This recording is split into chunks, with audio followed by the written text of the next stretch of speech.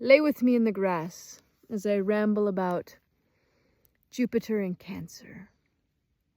Now, this is not a new transit. Jupiter has actually been in Cancer since the beginning of June. But I think I am just now coming to realize, what this transit means to me personally, like the theme of it all. Some astrologers are on the leading edge of it, like in the predicting zone. I think that a lot of the times I'm on buffer, right? I think there's a misconception that astrology is only for telling the future, but in reality, I mostly use astrology for self-reflection. So anyways, and this is going to be the theme until next June, so buckle up, Buttercup. Here we go. Jupiter represents the archetype of boundless expansion and growth. It embodies this idea that everything that we experience here on Earth is meant for soul growth. That each bit of it is a stepping stone to greater wisdom.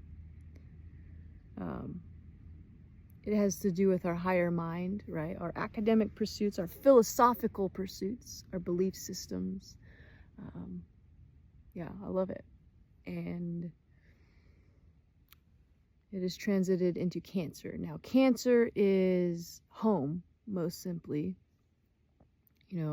Cancer represents the homemaker, the nurturer. It's highly intuitive. It is highly emotional. Like when there's a party, it's the Gemini who brings all the different groups of people together and connects all of these social networks and is the bee's knees. Everybody knows the Gemini at the party, but the Cancer is the person who walks around with a pitcher and fills up everybody's cups and makes sure that they feel at home, that they have all the things that they need, that they're nurtured and cared for, okay? If that gives you any idea of what we're dealing with here. So for the next year, we're going to have boundless expansion in home. Now, how that pertains to you personally depends on where Cancer resides in your own natal chart. So Google it and see which house area it falls in. For me personally, it's the first house, and I'll kind of share where I'm at with that and what it means to me, just so hopefully you can kind of get some idea. But before I get there, I want to share with you a story. Okay, so literally the day that Jupiter moved into Cancer, one of my sons came to me and asked me, like, hey, Mom, where's my home? And by God, if that isn't just the worst fucking question that your child can ask you. Oh, man. I had this real come to Jesus moment that, the baby part was the easiest part. It's the watching them go into the world and have boundless expansion and growth. That's the horrifying part, right? It'll bring them to greater wisdom, but good God, it scares your mama, just so you know. It's hard. Anyways, so I've been contemplating deeply, where is home? What do I tell my child in this situation? And we've talked about it. We've processed it together. And the conclusion that we have come to is that home is in your heart. I know that's cliche, right? But turns out whoever came up with that was actually wise, and I'm just catching up to it. Literally in your heart space, okay? So in your heart space is where your consciousness, your soul meets body. And I think that it is in this space that love resides. Love from this life and others.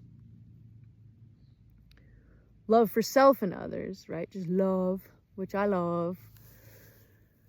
I think that love is the one thing so far that I've learned in life. Love is the one thing that, spans all cultures, people's time. I think it's the thing that lives on even after we're gone, like our soul.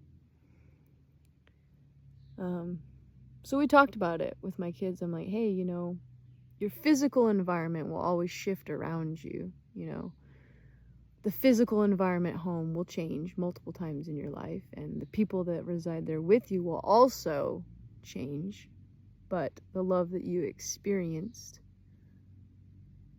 with those people will always remain. I tell my children, even after I'm gone, even if you're distant from me, the love that I have resides there, and it will always reside there.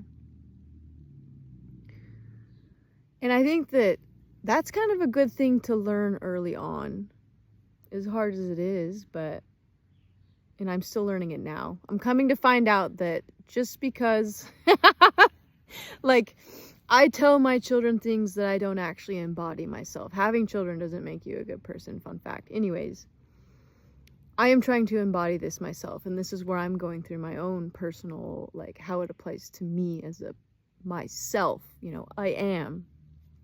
Okay, I recognize that home is in my heart, and that, there's power in residing in that space, like putting my sense of home in that space, okay? Because it's like, there's power when you do that, okay? Because what I have done historically, okay, for me as a person, is I have poured out my energy and my love to other people, perhaps far beyond what I should, right? Like, historically, I've cared a lot about the emotional security and, like, the nurturing of other people beyond, like, me. Like, I will pour all of my pitcher into everybody's cups until my pitcher is empty, and then I will keep trying to pour more. So how I am trying to embody this, for me personally, as, myself, is to recognize that, I have to make sure that my own cup is full, to put my own sense of security in myself, right? Because the outer reality will always shift around me, right? But I can always carry this sense of love, nurturing, home-like energy despite it all, right? And I'm learning to be more mindful of, how I pour out my pitcher, and, like, learning the things that refill my own pitcher, and making sure that I maintain that for myself before I pour out to other people. And I'm at the very beginning of this cycle, right? I've, like, come to the spot where I recognize, what this will be for me, what I'm supposed to learn and grow into. But good golly, is it uncomfortable, right? Because I think the reason why I poured more of myself out to other people is because validation, right? Like, I want other people to validate my experience here. I feel like I have poured out to other people as a way to receive what I want that back. Right? I think it's just called codependency, right? If it's just like the normal people talk or whatever, right? And I recognize that that's not a good thing for me anymore. And that there's an incredible amount of power of putting my sense of home and strength, structure within myself, right? Because the outer world's always going to shift. But I can maintain that balance for myself, and then in turn for other people, right? For my children. So yeah, that's kind of where I'm at with it all. If you're interested in looking at what this might mean for you, hit me up. I would be so happy to talk about it. I can pull up your chart and look, and sometimes I really get burnt out on my own self-reflection. I think it would be fun to talk about other people's charts, so let me know. Cheers to the next year of growth and expansion in our concept of home.